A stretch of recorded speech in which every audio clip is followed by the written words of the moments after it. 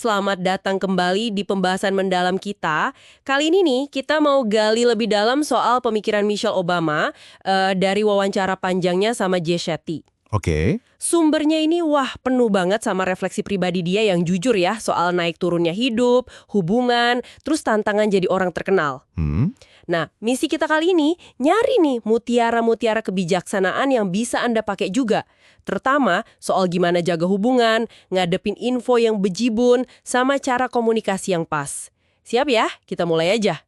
Yang langsung kerasa nyambung tuh, gini, gimana pengalamannya dia yang ya unik banget ya sebagai ibu negara, tapi kok malah nyentuh isu-isu yang kita semua alamin gitu. Benar. Kayak soal jaga pertemanan lama atau ya ampun, rasa kewalahan sama dunia sekitar kita.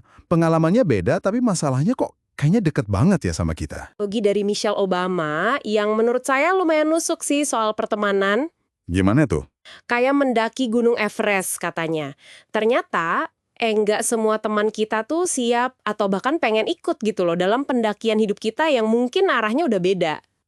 Iya ya. Kadang kita ya harus rela pisah di tengah jalan demi tumbuh masing-masing. Tapi ini kan sulit ya. Gimana coba kita bisa tahu kapan harus ngelepas tanpa ngerasa salah atau egois gitu? Nah, itu pertanyaan bagus banget. Ini nyentuh banget soal gimana kita ngelola ekspektasi dalam hubungan. Dia juga nyebut konsep slow ghost. Oh, slow ghost. Iya, kayak membiarkan hubungan itu merenggang gitu aja secara alami, tanpa perlu konfrontasi gede-gedean. Tapi intinya, kata dia, kita tetap harus terbuka sama koneksi baru. Walaupun ya ada risiko kecewa lagi. Oke. Ini bukan soal egois sih, tapi lebih ke jujur aja. Ngakuin kalau kapasitas sama arah hidup kita tuh ya bisa beda seiring waktu. Ada keberanian di situ buat ngakuin. Nggak semua hubungan bahkan yang baik sekalipun emang ditakdirkan buat selamanya. Masuk akal. Terus soal pernikahan nih, dia kan udah 31 tahun ya. Dia belak-belakan banget ngebilang kalau berantem itu ya biasa, normal. Bahkan bisa marah setahun penuh, tapi itu bukan berarti pernikahannya selesai. Wah, jadi kuncinya bukan ngindarin badai, tapi milih buat tetap di kapal dan ya belajar navigasi bareng gitu ya. Tepat. Dia juga nekenin pasangan kita tuh nggak bisa jadi segalanya buat kita. Nah, iya. Itu penting. Ini tentang kita sendiri yang nentuin apa sih yang layak dipertahanin dan apa yang mungkin emang udah waktunya dilepas. Ya di luar hal-hal yang jelas kayak kekerasan ya tentunya. Tentunya. Ini lebih ke gimana kita ngenalin kebutuhan kita sendiri secara otentik dan gak ngebebanin pasangan sama harapan yang gak realistis atau bahkan gak pernah diomongin. Ada kedewasaan di sana kan buat gak nuntut satu orang ngisi semua peran di hidup kita. Kesadaran diri ini penting banget ya. Nggak cuma di hubungan, tapi juga buat ngelola dunia internal kita yang seringkali rasanya penuh banget gitu. Betul. Ini bawa kita ke topik berikutnya nih, soal beban informasi. Salah satu hal yang paling dia kangenin dari hidup normal itu katanya anonimitas. Oh ya? Bisa ngamatin dunia tanpa dilihatin balik. Mungkin ini kedengaran akrab ya buat Anda di era digital ini, walau skalanya beda mungkin. Sangat relevan. Dia cerita soal tahu terlalu banyak, apalagi karena posisi suaminya kan, yang bikin dia jadi terus-terusan khawatir soal kondisi dunia. Ini mirip banget sama rasa kewalahan kita pas, ya ampun, dibombardir berita sama medsos terus-terusan.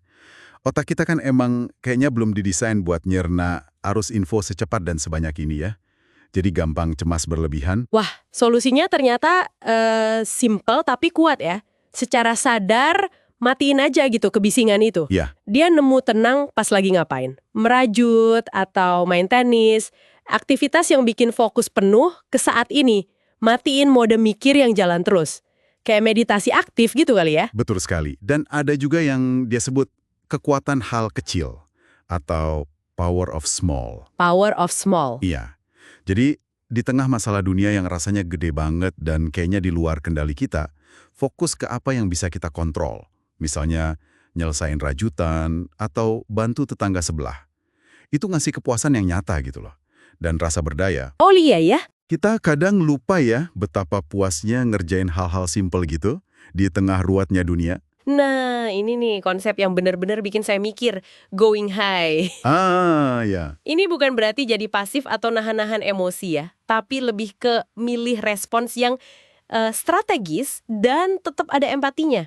apalagi pas diserang atau lagi hadapin negativitas. Benar. Tujuannya bukan sekedar ngelampiasin marah sesaat, tapi gimana caranya mencapai hasil jangka panjang, gitu kan? Persis.